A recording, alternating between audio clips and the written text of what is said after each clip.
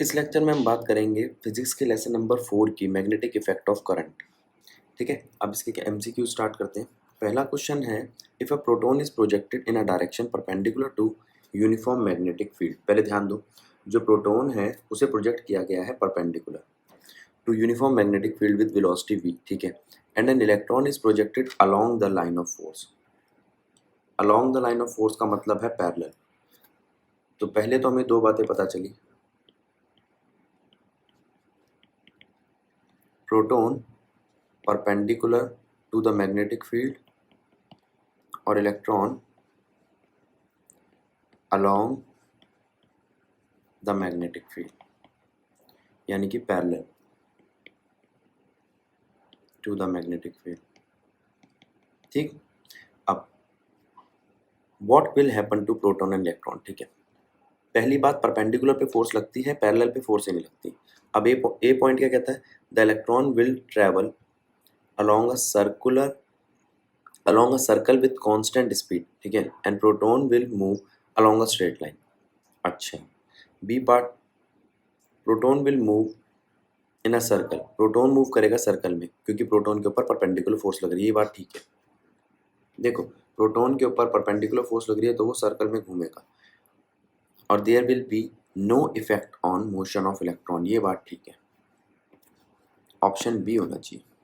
ठीक है, अब यहाँ पर ध्यान क्या रखना है कि अगर कोई चीज़ परपेंडिकुलर है, परपेंडिकुलर मैग्नेटिक फील्ड से परपेंडिकुलर चल रही है तो उसके ऊपर फोर्स लगेगी, अगर पैरेलल चल रही है तो फोर्स नहीं लगेगी। अगला क्वेश्चन देखते हैं, which of the following diagram is correct. कौन सा डायग्राम करेक्ट है। यहाँ पे आपको डॉटेड लाइन से मैग्नेटिक फील्ड दिखाई है, ये रे, फोर्स की ये डायरेक्शन है, वेलोसिटी की ये डायरेक्शन है। ठीक है, यहाँ पर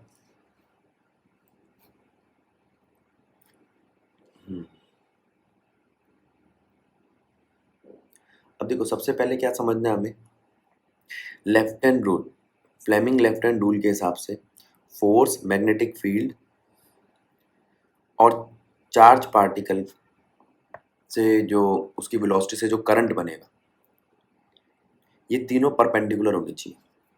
ये देखो इस तरीके से,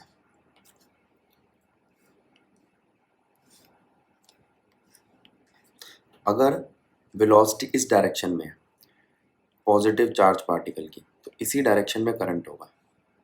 ठीक है, मैग्नेटिक फील्ड इधर है तो फोर्स इधर होनी चाहिए। ये तीनों एक दूसरे से म्यूचुअली परपेंडिकुलर होनी चाहिए, करंट, मैग्नेटिक फील्ड और फोर्स। ठीक है, तो हम ये कहेंगे direction of force can be found by Fleming left hand rule. ठीक है, अब वो कहता है यहाँ पर निकालने का तरीका क्या है। यहाँ पर आप एक तो चार्ज पार्टिकल की वेलोसिटी ढूंढो और एक मैग्नेटिक फील्ड ढूंढो। मैग्नेटिक फील्ड डॉटेड सबकी दिखाई दे रही है, चार्ज पार्टिकल की वेलोसिटी, अगर इनके बीच में क्रॉस प्रोडक्ट होता है तो फोर्स तीसरी डायरेक्शन में जा रही है। इस वाले में ऐसा नहीं दिख रहा, मैग्नेटिक फील्ड और फोर्स के बीच में परपेंडिकुलर दिख रहा है, इसके साथ नहीं दिख रहा। ठीक है, अब अगर मैं मानूँ ये और ये हाँ परपेंडिकुलर है और ये भी परपेंडिकुलर है, सी ऑप्शन होना चाहिए। यहाँ पर देखो, ये वेलोसिटी और मैग्नेटिक फील्ड परपेंडिकुलर नहीं है, सी ऑप्शन होना चाहिए इसका। अगर आप इसको इस फॉर्मूले से देखना चाहें तो भी ठीक है, फोर्स जो होता है वो होता है क्यू वी बी।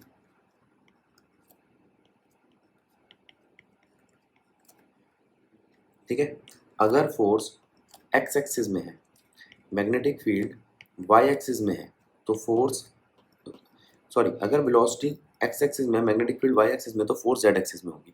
इस बात पे ध्यान दो, अगर ये एक्स एक्सिस पे है, ये वाई एक्सिस पे है, तो ये जेड एक्सिस पे होगी। क्रॉस प्रोडक्ट वाली बात याद करो, क्रॉस प्रोडक्ट में अगर हम आई क्रॉस जे करते हैं तो हमें जवाब मिलता है के। ठीक है, जो सिर्फ सी ऑप्शन में दिखाई दे रहा है, बाकियों में नहीं दिखाई दे रहा। आगे चलते हैं, magnetic field produce by a wire carrying current. एक करंट कैरिंग वायर है, करंट कैरिंग वायर से कैसी मैग्नेटिक फील्ड प्रोड्यूस होती है, तो हमारा जवाब होगा परपेंडिकुलर और सर्कुलर ऐसे।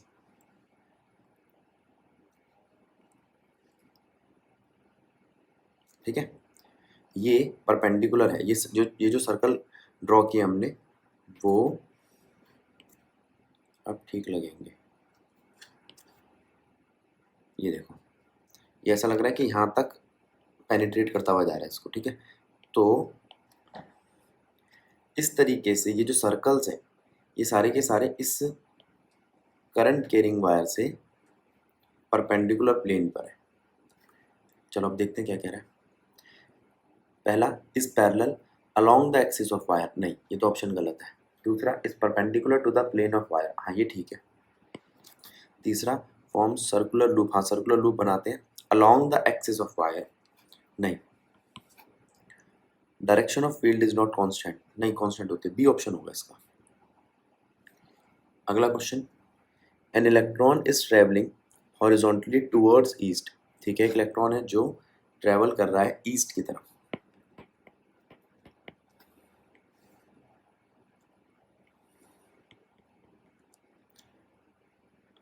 A magnetic field in vertically downward direction exert a force on electron, ठीक है। मैग्नेटिक फील्ड जो है वो वर्टिकली डाउनवर्ड है,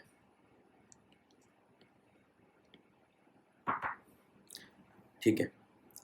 तो वर्टिकली डाउनवर्ड है बेटा, वर्टिकली डाउनवर्ड को आप ईस्ट वेस्ट नॉर्थ साउथ में मत रखना, पहले आप इस बात को समझ लो।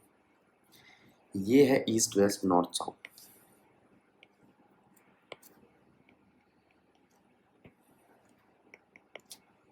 ठीक है। वर्टिकली अपवर्ड के लिए मैं डॉट दिखा देता हूँ, वर्टिकली डाउनवर्ड के लिए क्रॉस दिखा देता हूँ। आप चाहो तो यहाँ पर मैग्नेटिक फील्ड को क्रॉस से दिखा दो, वर्टिकली डाउनवर्ड है, ठीक है। क्योंकि अभी मैं अगर यहाँ पर बताऊंगा नॉर्थ या साउथ में आंसर तो बच्चा सोचेगा कि नॉर्थ साउथ वर्टिकली होता है, नहीं, नॉर्थ साउथ वर्टिकल डायरेक्शन नहीं है, वो एक हॉरिजॉन्टल पे होती है, ठीक है।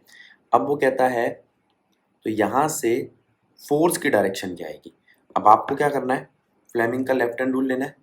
इलेक्ट्रॉन कहाँ ट्रेवल कर रहा है, उससे उल्टी डायरेक्शन में आप ट्रेवल करा दो करंट। अब करंट की डायरेक्शन देखो, फ्लेमिंग का लेफ्ट हैंड रूल लो, करंट की डायरेक्शन होती है मिडल फिंगर, ठीक है। मैग्नेटिक फील्ड है इनवर्ड पेपर पे, तो जो फोर्स आएगी, मैग्नेटिक फील्ड है इनवर्ड, ये करंट की डायरेक्शन है। देखो मैं बना के दिखाता हूँ, ये करंट की डायरेक्शन है मिडिल फिंगर, मैग्नेटिक फोर्स जो है वो इनवर्ड है, इनवर्ड वो दिखा नहीं सकते, पेपर के अंदर जा रही है। तो जो फोर्स का थंब बनेगा वो इधर आएगा नीचे की तरफ पेपर पे, प्लेन पर, यहाँ पर, यहाँ फोर्स लगेगी। अब ये जगह कौन सी है देखते हैं, ये है साउथ, ठीक है। तो इसका ऑप्शन होना चाहिए डी, जरा इधर ध्यान दो। आपकी ईस्ट की तरफ इलेक्ट्रॉन जा रहा है, करंट की डायरेक्शन वेस्ट की तरफ है, जो मैग्नेटिक फील्ड है वो इनवर्ड है, तो फोर्स कहाँ लगेगी, फोर्स लगेगी साउथ की तरफ। करंट, फोर्स और मैग्नेटिक फील्ड तीनों म्यूचुअली परपेंडिकुलर है। अब इनवर्ड को आप दिखाना चाहो यहाँ पे थोड़ी देर के लिए तो ऐसे दिखा सकते हो, जेड एक्सिस टाइप, ठीक है। आगे चलते हैं, अगला question, if a particle of charge 10 की power -12 coulomb moving along x direction with velocity इतनी, ठीक है। एक पार्टिकल है जिसका चार्ज दे रखा है, वेलोसिटी दे रखी है, एक्सपीरियंस करता है फोर्स 10 की पावर -10 न्यूटन, ठीक है, इन बाई डायरेक्शन, ठीक है, due to magnetic field, then minimum magnetic field is what. अच्छा, तो यहाँ पे चीज़ें क्या क्या दे रखी है, चार्ज 10 की पावर -12, वेलोसिटी 10 की पावर 5, फोर्स 10 की पावर -10, ठीक है। जो वेलोसिटी है उसकी डायरेक्शन है एक्स एक्सिस, जो फोर्स है उसकी डायरेक्शन है वाई एक्सिस,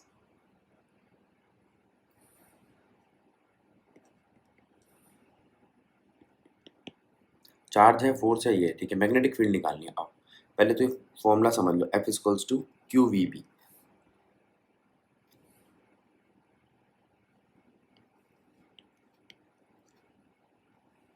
ठीक है। अब यहाँ पर जे और आई 90 डिग्री पे है, तो पता चल जाता है जो साइन थीटा है वो आपका 90 है। तो हम सीधा फॉर्मूला लगाएंगे, F is equals to Q V B, और हमें निकालनी है मैग्नेटिक फील्ड, वो बन जाएगी force per unit charge velocity. अब देखते हैं फोर्स कितनी है, 10 की पावर माइनस 10। चार्ज कितना है, 10 की पावर माइनस 12। और वेलोसिटी कितनी है, 10 की पावर 5। तो यहाँ से तो आपके मैग्नेटिक फील्ड का मैग्नीट्यूड आ जाएगा। ठीक है, ऊपर आ रहा है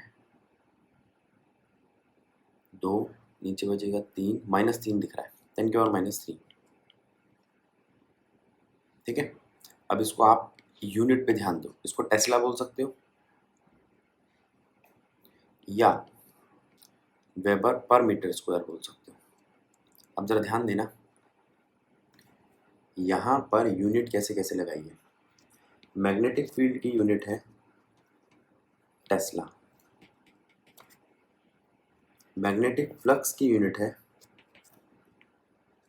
वेबर। मैग्नेटिक फ्लक्स क्या होता है, मैग्नेटिक फील्ड इनटू एरिया। तो मैग्नेटिक फील्ड को आप ये भी कह सकते हो, magnetic flux per unit area, weber per metre square. एक और नाम पड़ा इसका, magnetic field intensity per unit area. तो उसको आप डेंसिटी कह सकते हो, डेंसिटी, सॉरी मैग्नेटिक फील्ड बोल रहा हूँ उसको, मैग्नेटिक फ्लक्स है बेटा, मैग्नेटिक फील्ड नहीं, magnetic flux per unit area.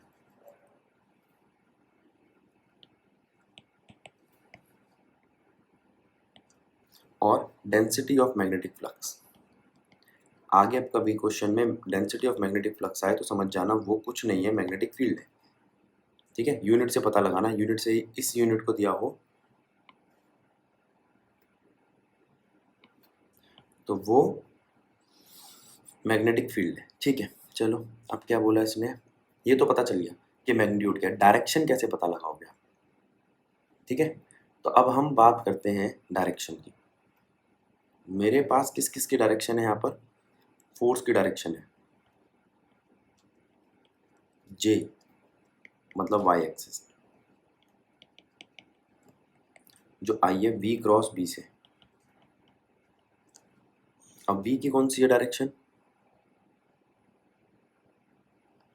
X axis. तो क्या होनी चाहिए इसकी, ठीक है,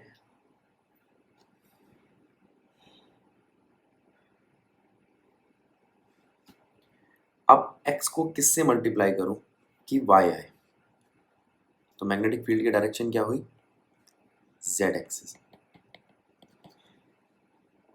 अब यहाँ ऑप्शन में जेड एक्सिस वाले सारे जेड एक्सिस है, तो आसानी हो गया, डायरेक्शन देखने की जरूरत ही नहीं थी।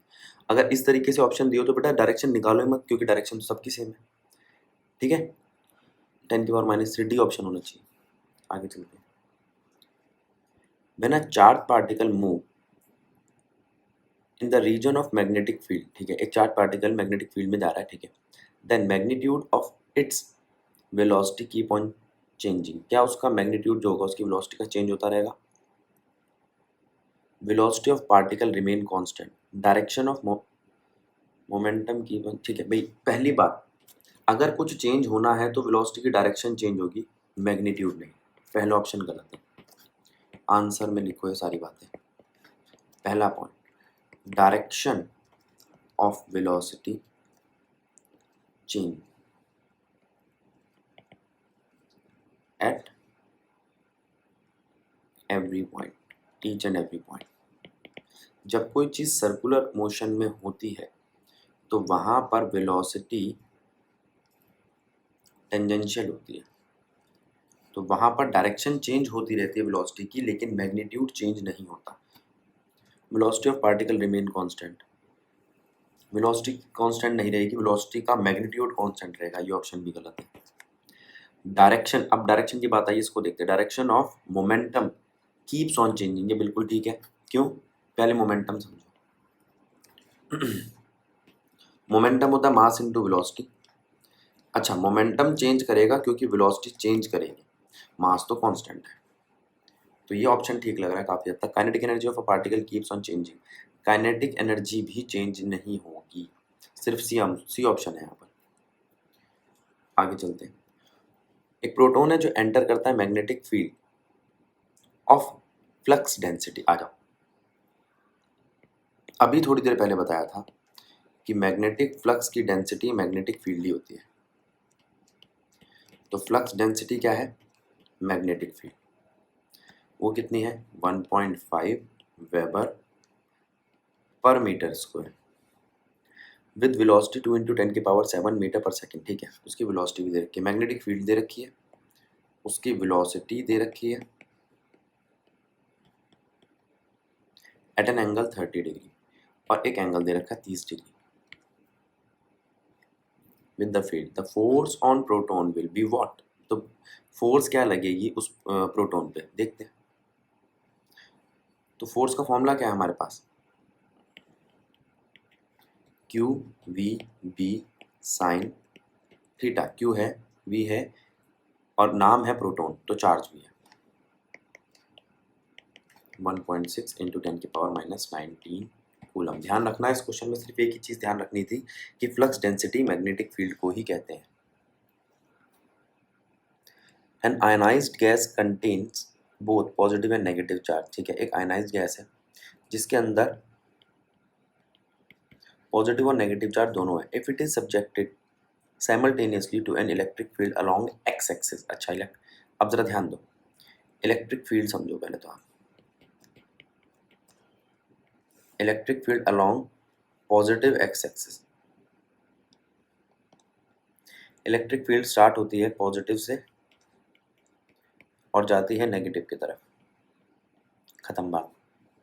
And magnetic Z axis, magnetic field जो है वो जेड एक्सिस पे है। जेड एक्सिस एक्स एक्सिस से परपेंडिकुलर होता है, यहाँ मैग्नेटिक फील्ड लग रही है।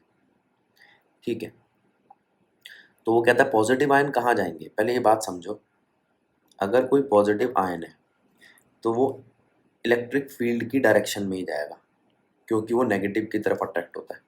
और अगर कोई नेगेटिव आयन है तो वो उल्टा जाएगा। अब पॉजिटिव और नेगेटिव आयन आपको देंगे क्या? आ जाओ, इस बात को समझो। अब यहाँ पे समझना,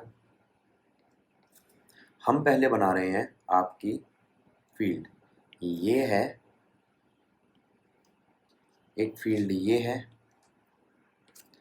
इसका मतलब है पॉजिटिव एक्स एक्सिस, इसका मतलब है positive Z axis. Positive Z axis में मैग्नेटिक फील्ड है, पॉजिटिव एक्स एक्सिस में कौन है?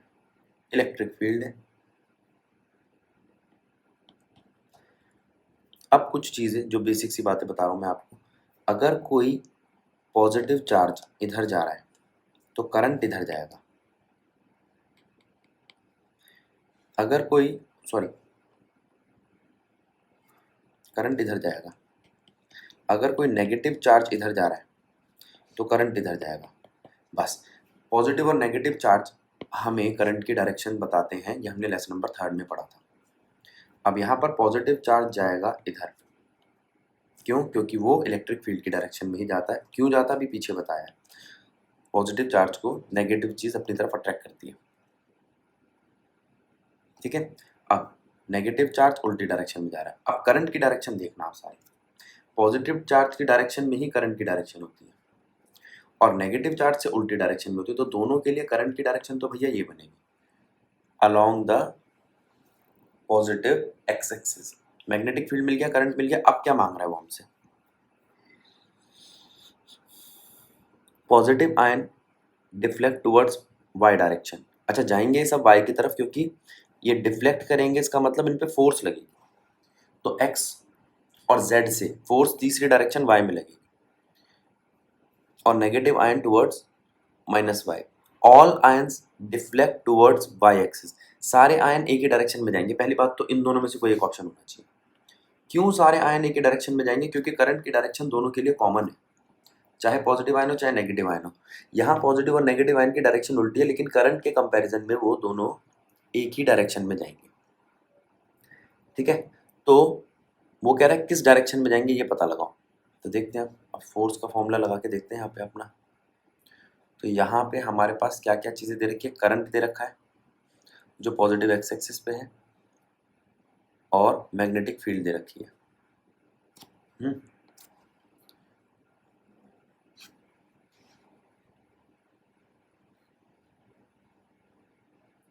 अब अगर मैं एक्स एक्सिस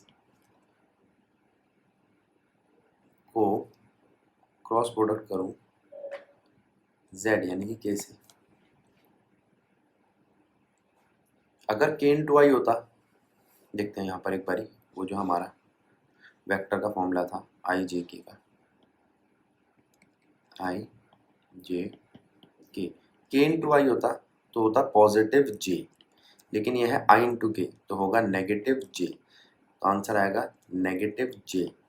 नेगेटिव जे का मतलब negative Y axis, answer negative Y axis होगा, ऑप्शन होगा सी।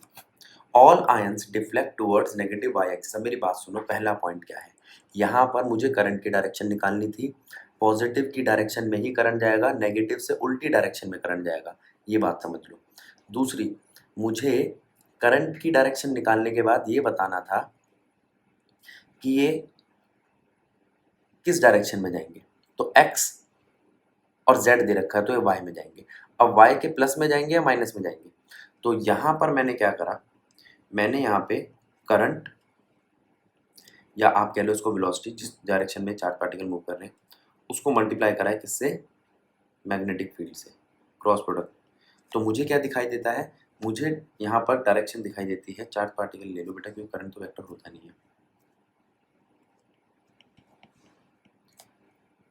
कि इन दोनों को आई को के से मल्टीप्लाई करने पे माइनस जे आता है और माइनस जे के लिए माइनस वाई एक्सिस आता है। खत्म कहानी, अगला क्वेश्चन देखते हैं। A current carrying wire of area A, length L, number of density of charge carrying N is placed in a region external magnetic field B. What will be net force on the charge? ठीक है, क्या होगी net force? पहले तो force का formula सीखो, Q V B।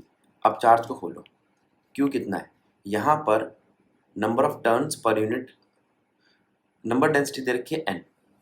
Number density का मतलब होता है,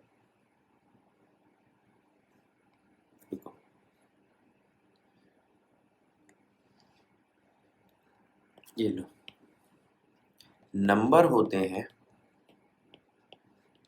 नंबर डेंसिटी मल्टीप्लाई में volume.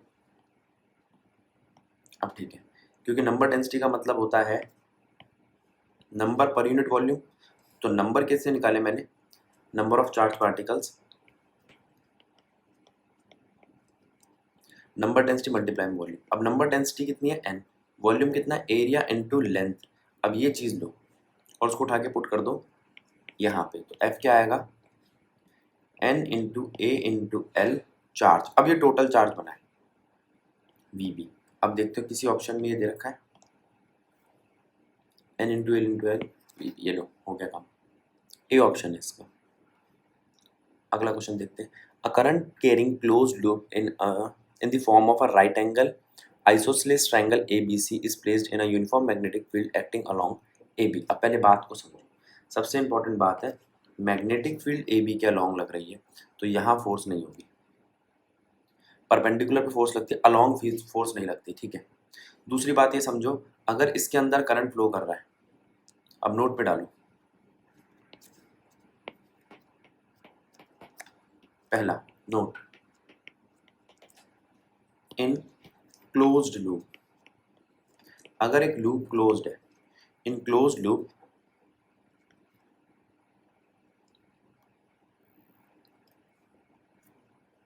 Current, closed loop current carrying loop लिख लेना। ठीक है,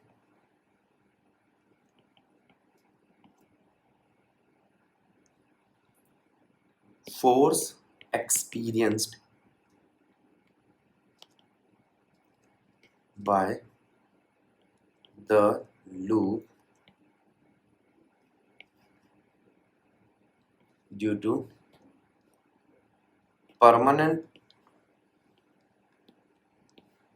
magnetic field is 0। अब ध्यान दो, लूप चाहे ऐसा हो, लूप चाहे ऐसा हो या लूप चाहे ऐसा हो, ठीक है, करंट कैरिंग लूप अगर क्लोज्ड है तो वो फोर्स कितनी एक्सपीरियंस करेगा? फोर्स एक्सपीरियंस करेगा 0। हाँ, टॉर्क एक्सपीरियंस करेगा। तो यहाँ पर फोर्स तो 0 है, नेट फोर्स। तो अगर मैं आपसे कहूँ यहाँ पर नेट फोर्स 0 है तो F A B plus F B C plus F C A is equals to 0। तीनों फोर्स का सम 0 आएगा। इस बात को समझो पहले तो, ठीक है, वेक्टर फॉर्म में डाल लो। अब एफ ए बी तो 0 है, अलॉन्ग द मैग्नेटिक फील्ड है, इसलिए एफ ए बी 0 है। अगर एफ ए बी 0 है तो F B C plus F C A बचा। अब एफ बी सी बराबर हो गया minus of F C A. अब देखते हैं इसने क्या दे रखा है। बी सी दे रखा है, ए सी मांग रहा है, सी ए सी उसको मारो गोली। अब एफ ए सी कितना होगा? माइनस ऑफ एफ, ऑप्शन है ए। अब इसको चेक करो। पहला यहाँ पे पॉइंट क्या क्या ध्यान रखने हैं, अगर क्लोज्ड लूप है तो उसके अंदर नेट फोर्स 0 लगेगी। दूसरा, मैग्नेटिक फील्ड के डायरेक्शन में अगर तीनों में से कोई भी करंट कैरिंग वायर है तो वो फोर्स एक्सपीरियंस नहीं करेगी। आगे चलते हैं। An electron enter in a region of magnetic field perpendicular with a speed 3 into 10 की पावर 7 मीटर पर सेकेंड। ठीक है,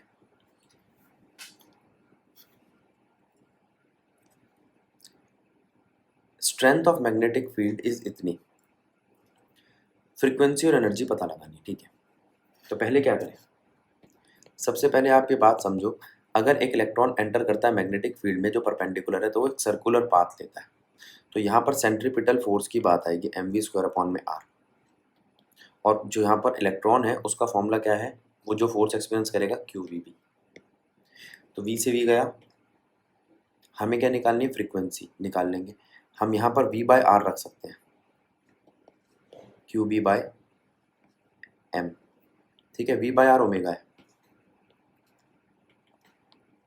QB/m। ओमेगा को हम लिख सकते हैं 2π/T, आगे जाके जो बन जाएगा 2πν। यही चाहिए थी फ्रीक्वेंसी। अब फ्रीक्वेंसी का फॉर्मूला क्या बना? QB/m इंटू में 2π। अब चीज़ें देखते हैं, ज़रा समझना। क्या यहाँ पे चार्ज दिया है? हाँ, चार्ज दिया है। मैग्नेटिक फील्ड दिए, वेलोसिटी दी है, फ्रीक्वेंसी मांगी है, मास भी मैं जानता हूँ। अब मास है, चार्ज है, बी है, तो मेरे पास फ्रीक्वेंसी आ जाएगी। तो अभी तो हमने फ्रीक्वेंसी निकाली। अगली चीज़ क्या मांग रहा है वो हमसे? एनर्जी। अब एनर्जी के लिए हमें वेलोसिटी चाहिए होगी। एनर्जी को हम साफ सुथरा इस फॉर्मूले से लिख सकते हैं 12mv², क्योंकि चार्ज मूव कर रहा है। खत्म क्वेश्चन। मास है हमारे पास, वेलोसिटी दे रखी है उसने 3 × 10⁻⁷। ये दो फॉर्मूले लगाएंगे, हमारा काम हो जाएगा। Which is the correct figure to represent the path of moving charge particle in magnetic field.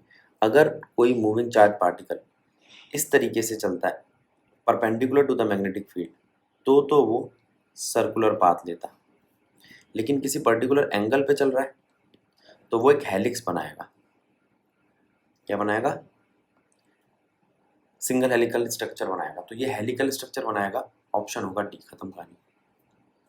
आगे, प्रोटॉन, न्यूट्रॉन और अल्फा पार्टिकल। पहले इस बात को समझ लो, ये कौन है? प्रोटॉन, न्यूट्रॉन और अल्फा पार्टिकल। किस चीज का फर्क है प्रोटॉन, न्यूट्रॉन और अल्फा पार्टिकल में? अगर मैं आपसे प्रोटॉन की बात करूं तो मास एक प्रोटॉन के बराबर का,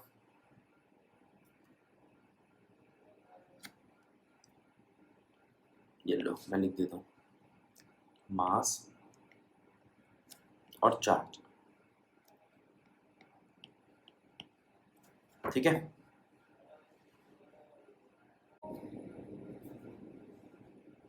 तो प्रोटॉन के पास मास कितना है, एक मास ऑफ प्रोटॉन। न्यूट्रॉन के पास दो मास ऑफ प्रोटॉन। ये हाइड्रोजन का आइसोटोप है, बस इस चीज़ का ध्यान रखना। और अल्फा पार्टिकल के पास फोर मास ऑफ प्रोटॉन, ठीक। चार्ज कितना है एक प्रोटॉन के पास, इसको ले लो आप ई, ये भी ई, और ये ट्वाइस ऑफ ई। चार्ज का फर्क देखो आप, ठीक है।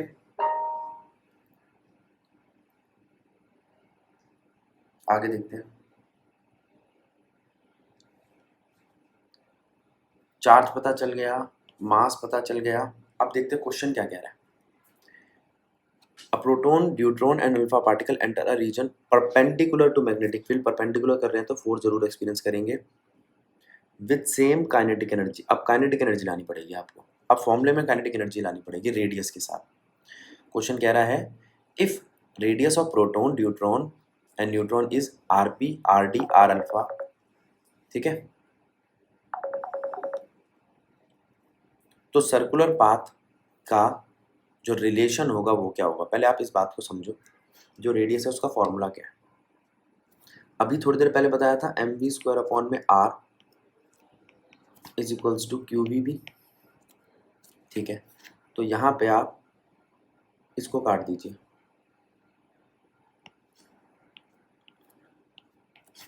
वेलोसिटी को काट दिया, बचा क्या, M V by are is equals to Q B. मुझे चाहिए रेडियस, तो रेडियस होगा M V by Q B. अब क्या चाहिए,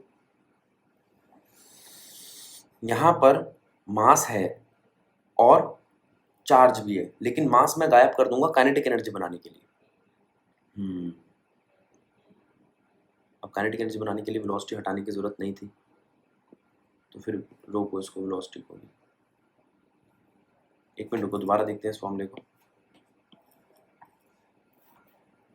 रेडियस यहाँ से आप ये बना लो, एम वी स्क्वायर अपॉन में क्यू वी बी, ठीक है। अब 2 से मल्टीप्लाई 2 से डिवाइड करने से आपको काइनेटिक एनर्जी दिखने लगेगी यहाँ पे,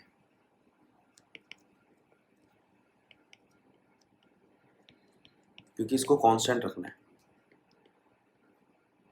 तो रेडियस किस पे डिपेंड कर रही है, twice of kinetic energy, charge, velocity और magnetic field. Magnetic field constant है, वेलोसिटी का मैग्नीट्यूड कांस्टेंट रहता है, काइनेटिक एनर्जी क्वेश्चन के लिए कांस्टेंट है। तो रेडियस डिपेंड कर रही है सीधा सीधा चार्ज पे, वो भी इनवर्सली, ठीक है। अच्छा, अगर रेडियस चार्ज पे डिपेंड कर रही है तो यहाँ पर चार्ज प्रोटॉन का न्यूट्रॉन के बराबर है, अल्फा पार्टिकल का डबल है। तो आप कहोगे रेडियस जो प्रोटॉन और न्यूट्रॉन की वो तो बराबर होगी, यहाँ किसी में दे रखा है, ऑप्शन ही नहीं है रेडियस प्रोटॉन और न्यूट्रॉन के बराबर हो, और अल्फा पार्टिकल के अलग होनी चाहिए। ऑप्शन ये होना चाहिए बेटा।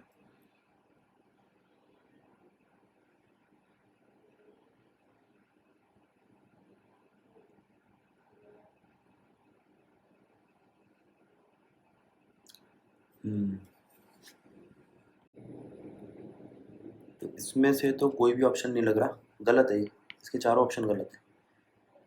जो रेडियस है वो इस तरीके से आ रहा है रिलेशन, तो यहाँ पे आप कहोगे जो रेडियस है प्रोटॉन की वो इक्वल होगी रेडियस ऑफ न्यूट्रॉन की, ठीक है। और चार्ज और इसका रिलेशन इनवर्स है, और अल्फा पार्टिकल का चार्ज ज़्यादा है तो उसकी रेडियस कम होगी, इन दोनों से कम होगी अल्फा पार्टिकल की रेडियस। ये ऑप्शन होना चाहिए, ये मुझे नहीं दिख रहा चारों में से। फिर भी एक बार इसको क्रॉस चेक कर लेना, आगे चलते हैं। Two particles of mass M A and M B, ठीक है, with same charge are projected in a perpendicular magnetic field, ठीक है, they travel along the circular path of radius R A and R B such that R A बड़ा है R B से, ठीक है, ठीक है। दो पार्टिकल्स हैं, दोनों का मास दे रखा है, दोनों का सेम चार्ज है, प्रोजेक्ट करते हैं परपेंडिकुलर मैग्नेटिक फील्ड में, मतलब फोर्स तो एक्सपीरियंस करेंगे, ट्रेवल करते हैं एक सर्कुलर पाथ में, ठीक है, जिनका रेडियस दे रखा है। अब वो कह रहा है रेडियस बड़ा है ए का, बी का छोटा है, ठीक है, तो इनमें से नीचे दी हुई स्टेटमेंट में से क्या करेक्ट होगा, देखते हैं। हमें एम वी के काफ़ी रिलेशन दे रखे हैं नीचे, तो एम और बी का कुछ बनाने की कोशिश करते हैं। पहले हम फिर वही फॉर्मूला लेते हैं जो अभी थोड़ी देर पहले पीछे रेडियस का देखा था।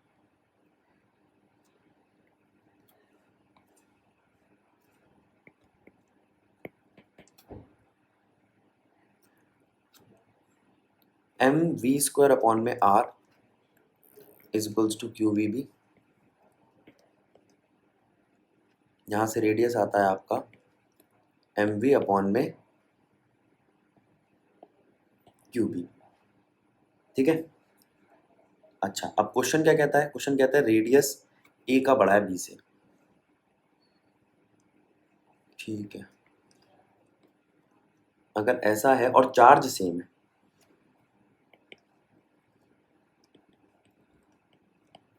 ठीक है, तो M A V A magnetic field constant है, बड़ा होगा M B V B Q B से, ठीक है। तो यहाँ से ये रिलेशन दिखाई दे रहा है तो कट गया। अब ये कहीं दिया है, हाँ ए ऑप्शन है इसका, एम ए वी ए बड़ा है एम बी वी बी से, खत्म कहानी। अगला क्वेश्चन देखते हैं।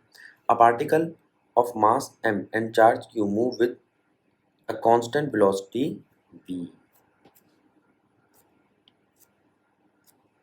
along पॉजिटिव x डायरेक्शन, ठीक है, इट एंटर्स अ रीजन, वो एंटर करता है एक रीजन में,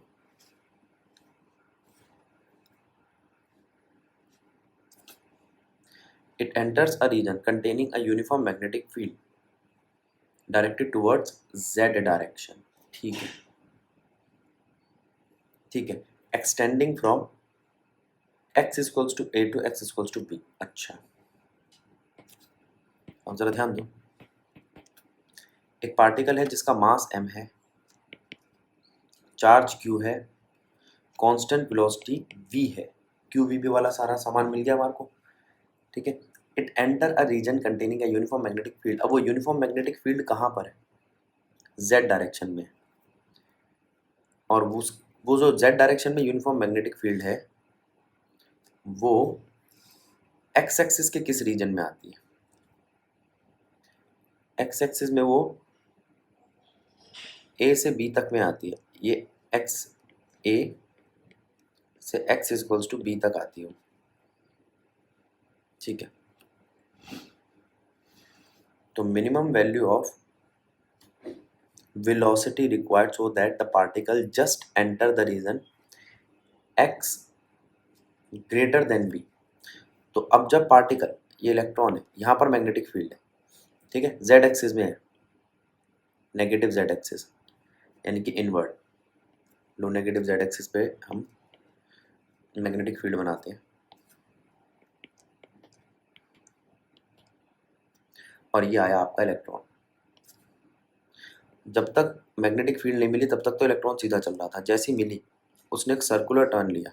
अब सर्कुलर टर्न कुछ ऐसा होना चाहिए कि वो इसको पार कर जाए, और हल्का सा पार करे, मैंने तो बहुत ज़्यादा पार करा दिया।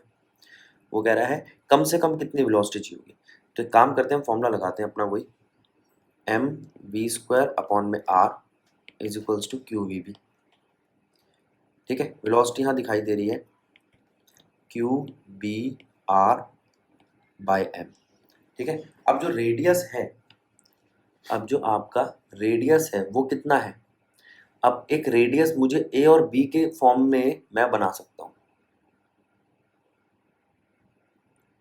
यहाँ पे जो फॉर्मूला दिखाई दे रहा है वेलोसिटी का, उसमें जो रेडियस है वो b माइनस ए होना चाहिए। ये है b, ये है a, और ये होना चाहिए रेडियस कम से कम b माइनस ए, ये है बेटा। ठीक है, ये कुछ जीरो है, यहाँ तक आए तो a हुआ, यहाँ तक आए तो डिस्टेंस b हुआ, तो ये हिस्सा क्या है b माइनस ए। ठीक है, इस b माइनस ए की बात कर रहा हूँ, तो ये रेडियस होना चाहिए आपका, ये या इससे ज़्यादा। रेडियस जो है आपका b माइनस ए के बराबर होना चाहिए या उससे ज़्यादा होना चाहिए, उससे कम नहीं होना चाहिए क्वेश्चन के मुताबिक। अब रेडियस का फॉर्मूला क्या है यहाँ से? रेडियस का फॉर्मूला है आपका M V Q B by M, हाँ M V by Q B, और ये ज़्यादा होना चाहिए p माइनस ए से। ठीक है, अब इनइक्वालिटी की इक्वेशन से आप नहीं निकाल सकते कभी भी कोई न्यूमेरिकल का रिलेशन, तो आप एक काम करो, v को यहाँ रखो जो तुम्हें निकालनी थी, और सारा दहेज उठा के उधर ले जाओ, Q B minus A by M. इस बात को समझो। अब इसके बाद इस इनइक्वालिटी को हटाने के लिए वेलोसिटी इससे इस रिलेशन के हिसाब से ज़्यादा होनी चाहिए, तो कम से कम वेलोसिटी कितनी होनी चाहिए? वो इतनी होनी चाहिए। उसने कम से कम ही मांगी हमसे, हट गई इनइक्वालिटी। तो v minimum is equals to Q B B minus A by M. कोई ऑप्शन है? बी ऑप्शन है इसका। ठीक है, अगला क्वेश्चन देखते हैं। एक अल्फा पार्टिकल है जिस with specific charge of 2.5 into 10 की पावर 7 कूलम पर केजी। पहले बात समझो, यूनिट को समझो। जो अल्फा पार्टिकल की ये स्पेसिफिक चार्ज दिया है ना, ये चार्ज नहीं है, चार्ज पर यूनिट मास है। यूनिट से पता चल रहा है। ठीक है, मूव करता है स्पीड 2 इंटू 10 की पावर 5 मीटर पर सेकेंड में in a perpendicular magnetic field 0.05 tesla. खत्म कहानी। रेडियस पता लगाओ। अभी रेडियस का फॉर्मूला बताया था, क्या था रेडियस का formula? M V by Q B. अब एक काम करो, उस एम को नीचे ले जाओ क्योंकि यही दिया हुआ है हमें। अब बताओ, सब दिया हुआ है, वेलोसिटी दी हुई है, क्यू बाय एम दिया हुआ है, वी दिया हुआ है, रेडियस आ जाएगा। आगे चलते हैं। A proton of energy 1 mega electronvolt describe a circular path. ठीक है, आपको पहले एनर्जी दी है 1 मेगा इलेक्ट्रोवोल्ट। मेगा को खोल लो 10 की पावर -6 में, और इलेक्ट्रो को 1.6 इंटू 10 की पावर -19 कूलम में, और कूलम वोल्ट एनर्जी की यूनिट बन जाएगी। एनर्जी पकड़ लो कितनी आई, 1.6 इंटू 10 की पावर, सॉरी मेगा है बेटा, मैंने माइक्रो लिख दिया, 10 की पावर -6, 10 की पावर 6, 10 की पावर 13 आएगी जूल। कूलम और वोल्ट को मल्टीप्लाई करेंगे, जूल आएगा। कूलम का मतलब चार्ज, वोल्ट का मतलब पोटेंशियल, चार्ज इंटू पोटेंशियल क्या होता है, वर्क डन, और वर्क डन की यूनिट क्या होती है, जूल। पहले तो हमने एनर्जी बनाई, एक सर्कुलर पाथ बना रहा है, ठीक है, यहाँ रेडियस वगैरह की बात आएगी। In a plane at right angle to a uniform magnetic field. देखो, यूनिफॉर्म मैग्नेटिक फील्ड परपेंडिकुलर हो तो उस पर फोर्स लगेगी ही लगेगी। इन बातों पे ध्यान दो। मैग्नेटिक फील्ड भी दे रखी है आपको, मास ऑफ प्रोटॉन भी दे रखा है, मांग क्या रहा है, फ्रीक्वेंसी। हो गया क्वेश्चन खत्म। अब फ्रीक्वेंसी का फॉर्मूला क्या है? अभी जो थोड़ी देर पहले हमने फ्रीक्वेंसी का फॉर्मूला पढ़ा था, वो किससे पढ़ा था? उसी फॉर्मूले को उठा लो बेटा, याद रखा करो, मुझे याद नहीं रहते हैं, तुम्हें याद रहने चाहिए।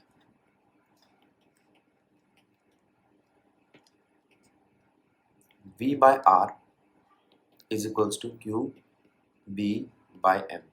V बाय आर ओमेगा है, ओमेगा है 2 पाई न्यू, न्यू आ गया, q B upon 2 pi m, ये थी फ्रीक्वेंसी आपकी। अब इसमें एनर्जी नहीं है, वो एनर्जी मांग रहा है। ठीक है, एनर्जी दे रखी है, चार्ज है हमारे पास है, मैग्नेटिक फील्ड है, मास है, फ्रीक्वेंसी वैसी आ जाएगी, फिर एनर्जी की क्या ज़रूरत है। चलो कोई नहीं, यहाँ से फ्रीक्वेंसी जो आ रही है, चार्ज दिया हुआ है उसने, प्रोटॉन, मैग्नेटिक फील्ड दी हुई है 6.28 इंटू 10⁻⁻4 टेस्ला, मास दिया हुआ है 1.7 इंटू 10⁻⁻27 kg, 2 पाई, हो गया, आगे फ्रीक्वेंसी। ठीक है, अगला क्वेश्चन देखते हैं। अ प्रोटोन ऑफ मास इतना, चार्ज इतना, प्रोजेक्टेड विद अ स्पीड इतनी, at an angle 60 degree to the x-axis. If the magnetic field of itni is applied along y-axis, then the path of proton is, तो path of proton क्या होगा, किस radius का होगा, और time period, radius और time period मांग रहा है। देखो रेडियस का फॉर्मूला क्या है,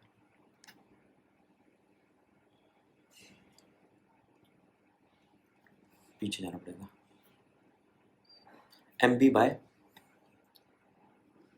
बाय क्यूबी, और अभी आपको फ्रीक्वेंसी का फॉर्मूला बताया था, omega is equals to Q B by M, यहीं से टाइम पीरियड आ जाएगा।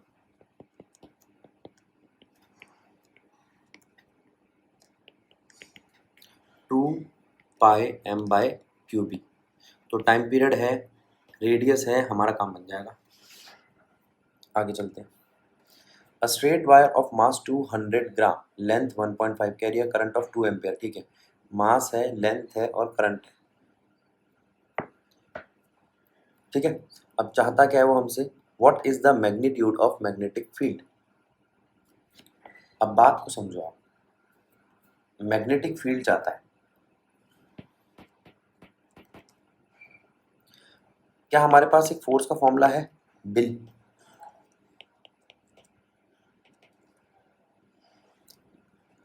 एक current carrying wire, straight current carrying wire का फोर्स का फॉर्मूला होता है ये, और एक फोर्स का फॉर्मूला है mg। अगर मैं इन दोनों को इक्वेट कर दूं तो क्या मैग्नेटिक फील्ड आ जाएगी,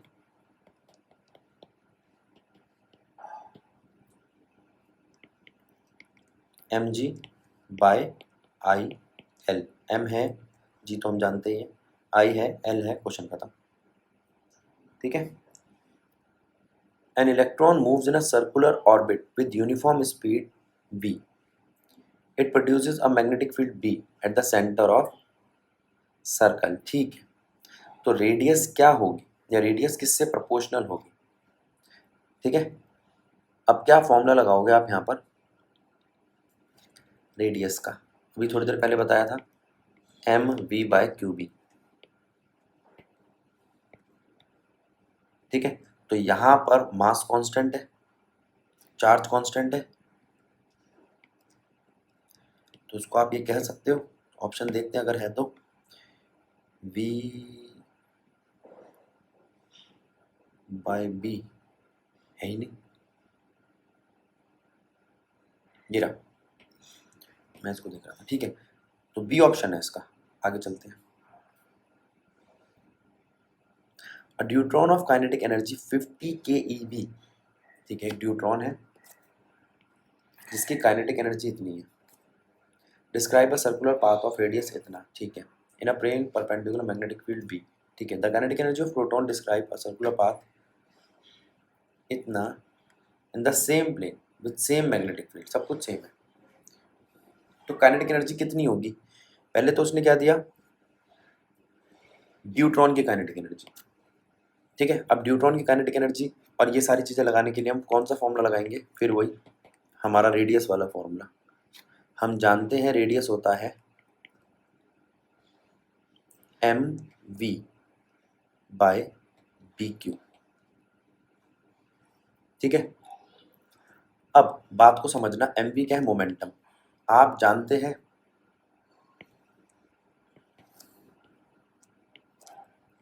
मोमेंटम को काइनेटिक एनर्जी में कन्वर्ट करने का तरीका क्या है,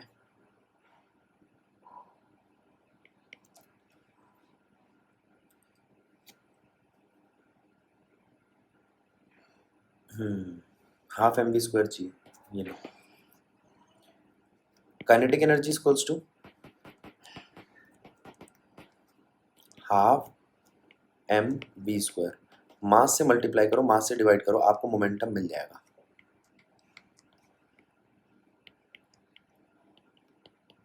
ठीक, अब काइनेटिक एनर्जी क्या आएगी? 2m kinetic energy equals to m²v², यानी कि p²।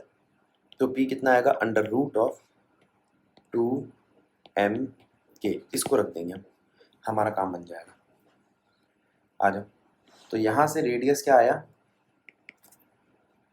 Under root of 2m kinetic energy divided by QB। ठीक है, अब देखते हैं क्वेश्चन क्या क्या देता है। एक न्यूट्रॉन है और एक प्रोटॉन है, रेडियस सेम है, काइनेटिक एनर्जी मांग रहा है। रेडियस सेम है तो इक्वेट कर सकते हो इन दोनों को। मास प्रोटॉन और न्यूट्रॉन का सेम नहीं होता, यहाँ समझाना पड़ेगा। अभी पीछे ही बताया था मैंने आपको, मास ऑफ न्यूट्रॉन होता है twice of mass of proton. ठीक है, अब इधर ध्यान दो, radius of proton is equals to under root of 2 mass of proton, kinetic energy of proton, magnetic field और charge of proton. Charge of proton में ई ले रहा हूँ। Radius of neutron is equals to twice of mass of neutron, kinetic energy of neutron, magnetic field और charge. अब जो cut रहा है उससे तो काट दो, और ये भी बराबर है। ठीक है, तो क्या आया?